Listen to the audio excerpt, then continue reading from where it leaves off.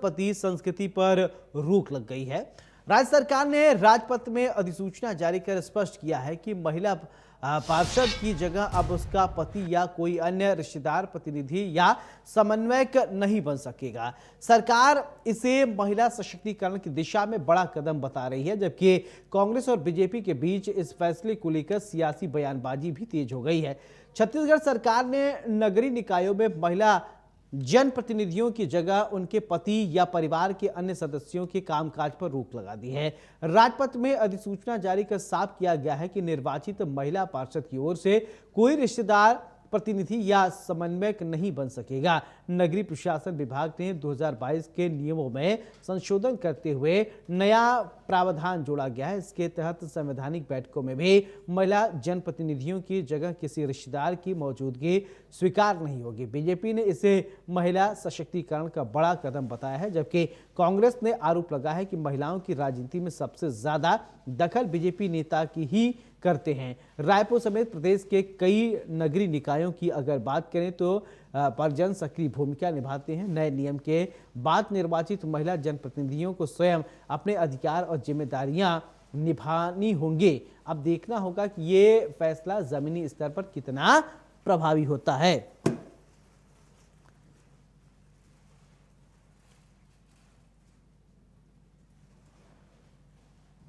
तो अब पार्षद पति नहीं चलेगा। अब देखिए होता क्या है कि कुछ लोग अपनी पत्नियों को चुनाव लड़वा देते हैं और पत्नी, कागजों में तो पत्नी रहती है पार्षद नेता, लेकिन असल में पीछे से सपोर्ट कोई और करता है। ये एक सकारात्मक पत्नी की जगह पति शपथ ले रहे और इस सरकार में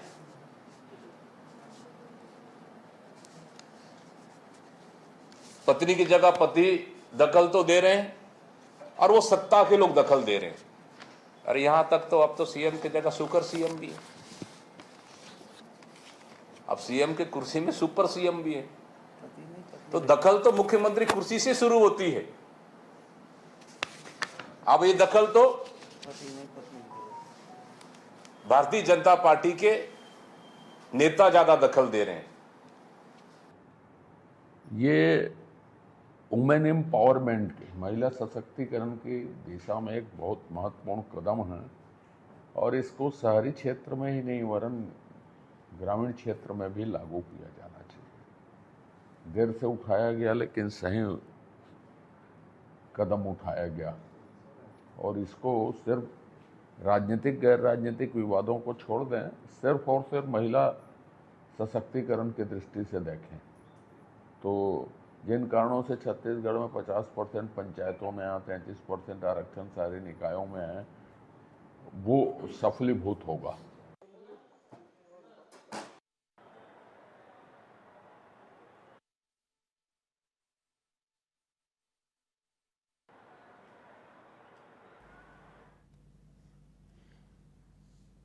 तो छत्तीसगढ़ में अब नगरीय निकायों में पार्षद पति संस्कृति पर रोक लग गई है।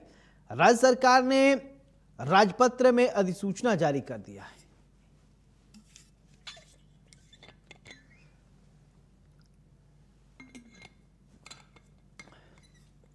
तो पार्षद पति पर रोक लग गई है। चलिए हमारे साथ मेहमान जुड़ रहे हैं, सबसे पहले परिचय करवा देते हैं, फिर इसके बाद चर्चा की शुरुआत करते हैं। वात्सल मूर्ति जी हैं, प्रवक्ता है भारतीय जनता पार्टी की तरफ से, बहुत बहुत स्वागत है। रिंकी पांडे जी हैं, प्रवक्ता है कांग्रेस की तरफ से, बहुत बहुत स्वागत है रिंकी जी। चर्चा की शुरुआत मैं आपसे ही करना चाहता हूं। देखिए एक सकारात्मक पहल इसको कह लीजिए महिलाओं के लिए है। छत्तीसगढ़ में अब नगरीय निकायों में पार्षद पति संस्कृति पर रोक लग गई है। रिंकी जी कैसे देखती हैं? देखिए नियम अच्छा है, लेकिन सवाल नियत और उसके ईमानदारी से के कार्यों पर, ईमानदारी से किए हुए कार्यों पर भी जाता है, ईमानदार क्रियान्वयन का भी है। अगर बीजेपी वास्तव में महिला सशक्तिकरण चाहती है तो पहले अपने ही नेताओं के राजनीतिक हस्तक्षेप पर रोक लगाए, क्योंकि सबसे ज्यादा हस्तक्षेप तो उन्हीं के नेताओं का होता है। बीजेपी इसे अपनी उपलब्धि बता करके राजनीतिक श्रेय न ले, उनका तो ये काम ही चल पड़ा है। कि कहीं भी कुछ भी अगर हो रहा है, कोई भी उपलब्धि बता रहे हैं, बता करके अपना श्रेय लेना जानती है, बाकी पीछे कुछ भी हो नहीं, अच्छा ठीक है मैडम, केवल ये रिंकी कांग्रेस जी को अच्छा ये टारगेट अच्छा करके वो होगा, काम मान लीजिए करती है। कोई बाकी देखिए महिला, हम देखिए जो महिला निर्वाचित होकर के आई है, चुनी हुई, तो उसे अधिकार होना चाहिए वो अपने निर्णय स्वयं ले।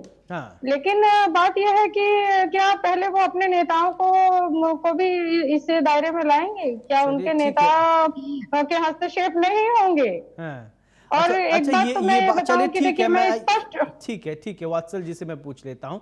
वात्सल जी देखिए, एक तरफ तो सराहना भी कर रहे हैं, दूसरी तरफ ये कह रहे हैं कि इम्प्लीमेंट कैसे होंगे, पहले अपने घर में झांक लेना चाहिए, फिर इसके बाद इनको थोड़ा समझा दीजिए। देखिए नियम तो ये भी ला सकते थे, जब भूपेश बघेल मुख्यमंत्री तो भी आ सकता था नियम, लेकिन आप लोगों ने सोचा है। चलिए बताइए, इनको समझाइए।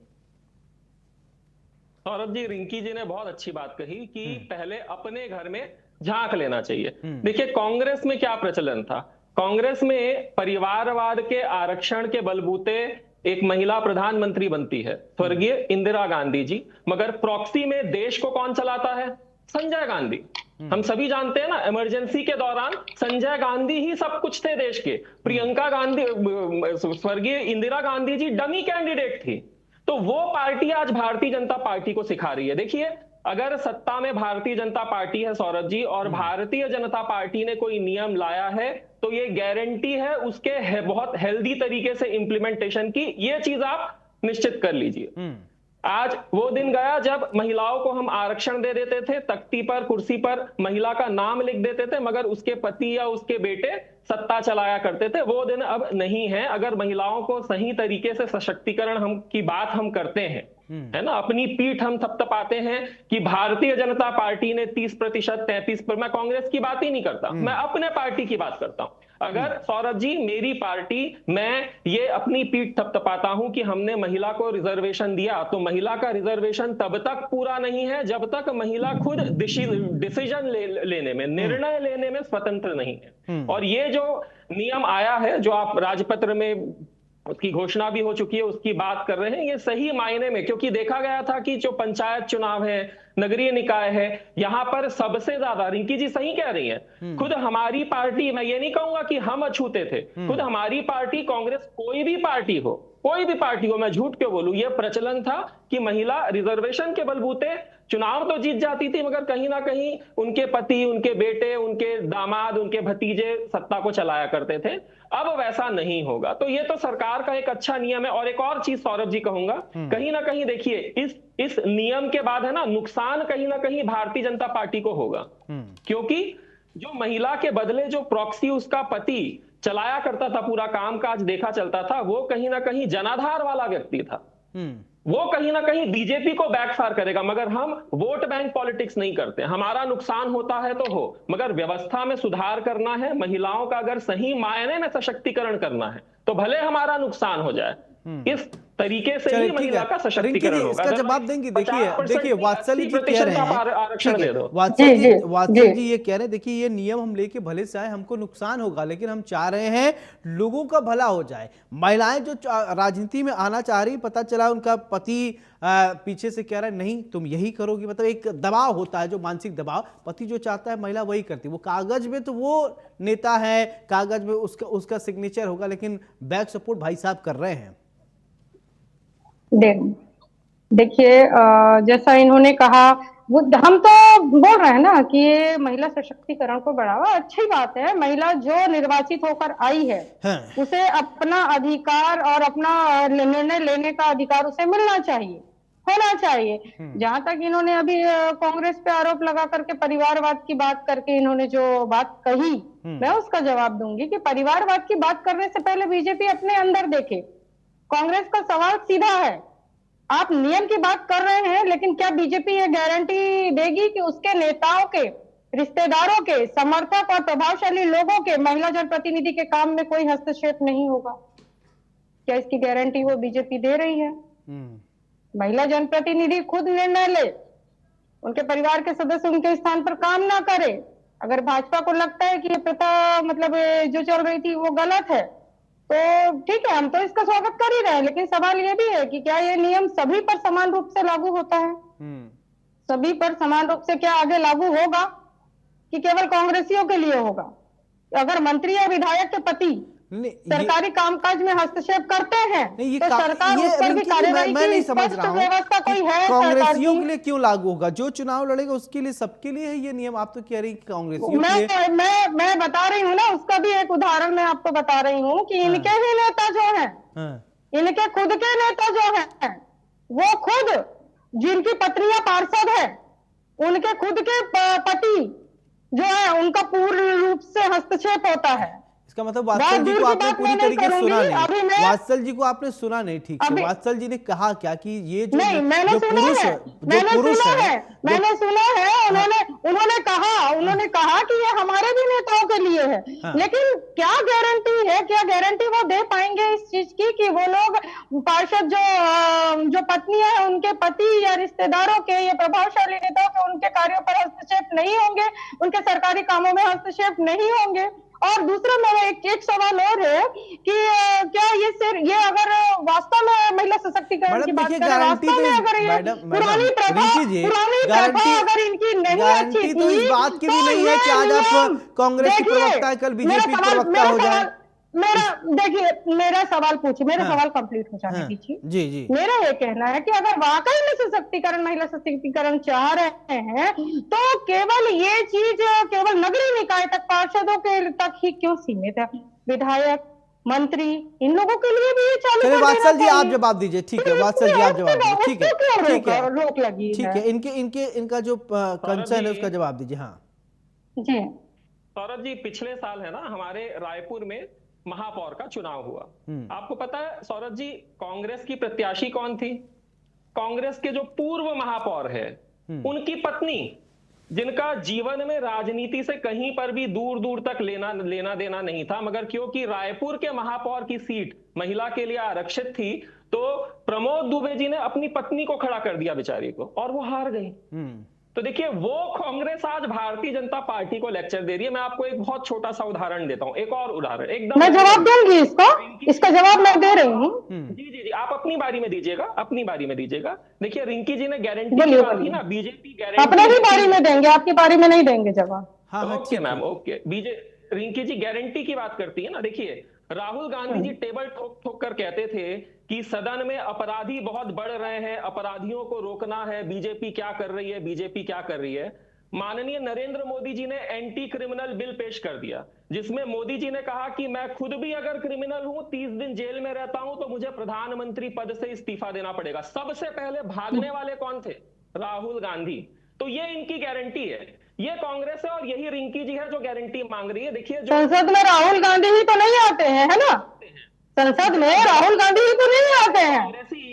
रिंकी जी आपका यही कह रहे हैं ना? नहीं आते हैं। आपने कहा ना आप अपनी बारी में बोलेंगी। भाई कांग्रेस के बोलेंगे। आप एक साल का जवाब देंगे, बोलिए। आप शांत रहेंगी तो मैं बोलूंगा रिंकी जी, है ना जी? अरे बोलिए ना, रोका किसने है आपको? पार्टी है कांग्रेस जो गारंटी मांगती है ना। जब हम गारंटी भी देते हैं तो सदन से ये भाग जाते हैं। ये वो पार्टी है, तो सोए हुए को जगाया जा सकता है सौरभ जी, मगर ये तो एक्टिंग कर रहे हैं। इनके लिए कुछ भी कर दीजिए, ये नहीं जागने वाले, ये बस मीडिया में आकर बड़ी बड़ी बातें करने वाले। चले ठीक है, अब रिंकी जी आप जवाब दीजिए। हाँ आप बोलिए। मैं इनको सुन रही थी बहुत देर से, तो मैं ये बता दूं, जो ये कह रहे हैं कि अभी उदाहरण जो इन्होंने महापौर जी का दिया, मैं आपको एक उदाहरण दे दूं। एक नहीं, ऐसे बहुत से उदाहरण, लेकिन मैं फिलहाल एक ही दूंगी। रायगढ़ छत्तीसगढ़ राज्य के रायगढ़ जिले में अभी की घटना है। मैं बता दूं, यहाँ पर एक वार्ड में पत्नी पार्षद के तौर पर चुनी गई और बाकायदा पति द्वारा पूरा टोटल हस्तक्षेप, ठेकेदारों को धमकाने का कार्य अभी किया गया। कुछ दिन पहले की बात मैं बता दूं। ऐसे छोटे छोटे जो केस हैं वो बाकायदा खुलेआम हो रहे हैं। अगर ये नियम बनाते हैं, पर जो भी नियम बनाते हैं उस नियम पे ये स्वयं नहीं चल पाते हैं। ये केवल नियम बनाते हैं, लेकिन इनके नियम बनाए हुए नियमों में केवल इनके नेताओं को छूट रहती है। वो नियम केवल कांग्रेसियों के लिए बनाए जाते हैं, अपने नेताओं के लिए नहीं बनाए जाते। और जहां तक मैं महिला सशक्तिकरण की बात करूं, तो केवल राजपत्र में अधिसूचना जारी करने से नहीं होगा कि राजपत्र में आपने सूचना जारी कर दी बस हो गया। वो नियम तो आप लागू करना पड़ेगा। कड़ाई से लागू करना पड़ेगा। और फिर ऐसा दोहरा काम क्यों, दोहरी मानसिकता क्यों बीजेपी की? आप केवल नगरीय निकाय तक सीमित क्यों हैं? आप इसको विधायक और मंत्रियों के लिए भी कीजिए, अगर कर रहे हैं तो सबके लिए, सबको एक बराबर तरीके से देखिए ना। ये सही बात आपने कहा, बात सही। देखिए अब ये कहने कि अगर ये नियम लगाना है तो हर जगह आप कर दीजिए, क्यों नगरीय निकाय तक इसको सीमित क्यों रख रहे हैं? अब जितने बड़े चुनाव होते हैं हर जगह ये नियम कर दीजिए। ठीक है, मैं दोनों बातों का जवाब दे देता हूं। देखिए, बहुत ईमानदारी से सौरभ जी जवाब दूंगा। रिंकी जी ने भारतीय जनता पार्टी के रायगढ़ के किसी विधायक का उदाहरण दिया जिनके पति काम, विधायक ने सुनने में गलतफहमी हो गई, विधायक ने पार्षद का दिया है, यहाँ पे नगरीय निकाय की बात हो रही है। विधायक और मंत्रियों के लिए तो आपने कुछ नियम अभी बनाए ही नहीं है, लागू ही नहीं किए। मुझे लगता है उनके लिए महिला सशक्तिकरण की जरूरत नहीं है। बीजेपी का सोचना यह है केवल महिला सशक्तिकरण की जरूरत पार्षद नगरीय निकाय में ही है, उनके लिए नहीं है, कभी नहीं बने। वही बात रिपीट कर रहे हो आप, सही कह रहे हैं, मेरी गलती। आपको समझ में नहीं आएगा तो रिपीट मुझे करना पड़ेगा। बाप रे सौरभ जी, नहीं ठीक है। देखिए, रिंकी जी ने रायगढ़ के पार्षद की बात की ना, तो मैं बहुत ईमानदारी से ऐसे 3-4 पार्षद और गिना सकता हूं जो भारतीय जनता पार्टी के ही है सौरभ जी। भारतीय जनता पार्टी के ही ऐसे पार्षद है, और यही कारण था सौरभ जी कि हमने ईमानदारी से ये नियम लाया। हम तो एक्सेप्ट कर रहे हैं कि हमारे पार्षद भी ऐसे हैं, कांग्रेस के भी पार्षद ऐसे हैं जो इस तरह की गतिविधि में हैं, और इसीलिए सौरभ जी ये अच्छा नियम लाया गया है, इसकी तारीफ करने की जरूरत है, पहली बात। दूसरी बात, रिंकी जी कह रही थी ना विधानसभा और मंत्रियों में भी ये नियम लागू कर दीजिए, तो रिंकी जी बहुत अच्छा सुझाव है आपका। आप कृपया करके दीपक बैज जी और अपने बड़े नेताओं को कहिए सरकार को लिखित में सुझाव दे दे, हो सकता है। क्यों हमारे जो बड़े नेता है उनकी सरकार है क्या यहाँ पे कांग्रेस की सरकार है क्या? सरकार आपकी, आप नियम लाए हैं तो पूरी तरीके से एक नियम लाइए, सबके लिए बराबर लागू कीजिए। यही कांग्रेस सबके लिए बराबर नियम लाइए ना। जब मेरी बारी आती है आप सबके लिए, सब देखिए चिल्लन, आप आरोप लगाएंगे तो आपको जवाब देंगे। आप भी लगा रही हैं, मगर आप तो शांति से, आप ईमानदारी की बात, आप ईमानदारी की बात कर रहे हैं ना, आप ईमानदारी की बात कर रहे हैं तो ईमानदारी आप दिखाइए।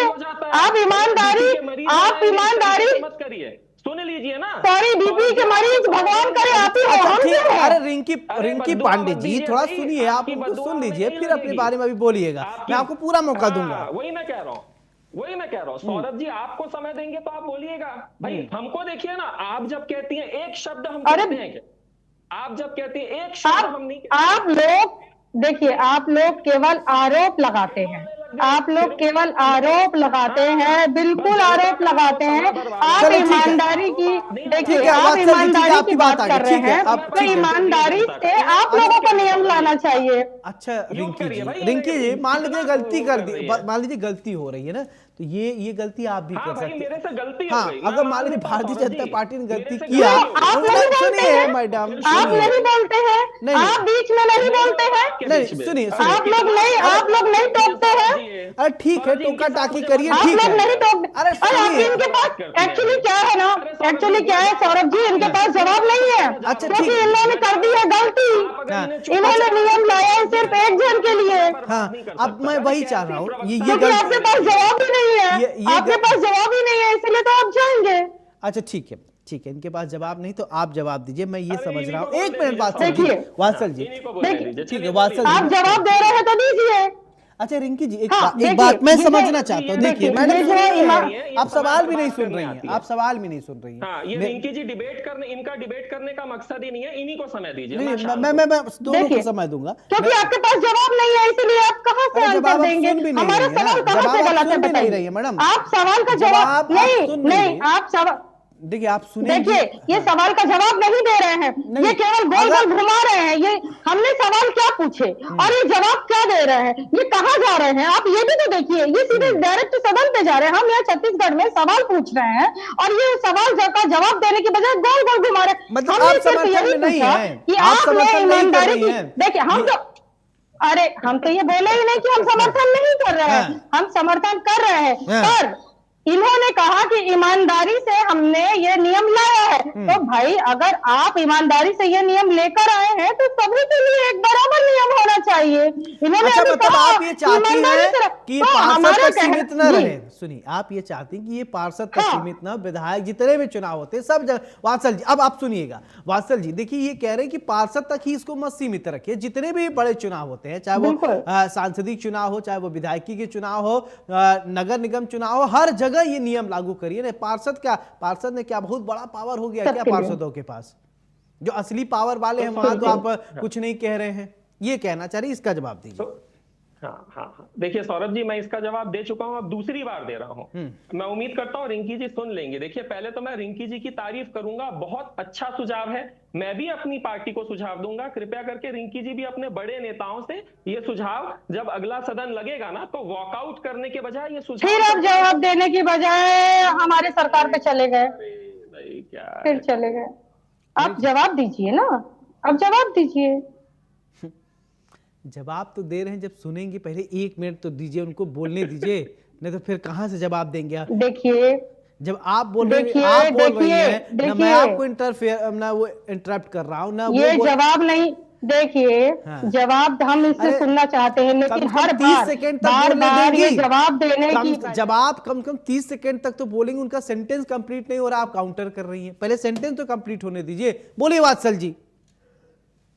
जा रहे हैं, ये जवाब कहाँ दे रहे हैं? हम तो जवाब सुनने के लिए बैठे हैं, ये बार बार हमारे नेताओं पर जा रहे हैं। बोलिए, हम जवाब सुन रहे हैं, बोलिए। आपके नेताओं पे नहीं जाएंगे तो आप बड़े लोग जो है करिए बात, लिखिए, पत्र लिखिए, तभी तो होगा ना मामला। यही होता है कि एक ऐसा तो है नहीं हमने कुछ कह दिया वही सारे नियम लागू हो गया। वो कह रहे हैं कि ठीक है, अगर मिलकर सत्ता पक्ष विपक्ष दोनों लोग बैठकर बात कर लेते, आगे की क्या रणनीति होगी हम चर्चा कर लें। वही तो वात्सल जी कह रहे हैं, लेकिन आप कह रहे हैं कि हम जवाब नहीं दे रहे। चलिए, अब जल्दी से कंप्लीट करिए, फिर फाइनल कमेंट लूंगा एक एक करके। वात्सल जी। सौरभ जी, मैं बोलूं, सिर्फ 15 सेकंड लूंगा हाँ, सौरभ हाँ, जी, सिर्फ जी। 15 सेकंड लूंगा। देखिए कंस्ट्रक्टिव और एक जिम्मेदार विपक्ष कैसा होता है।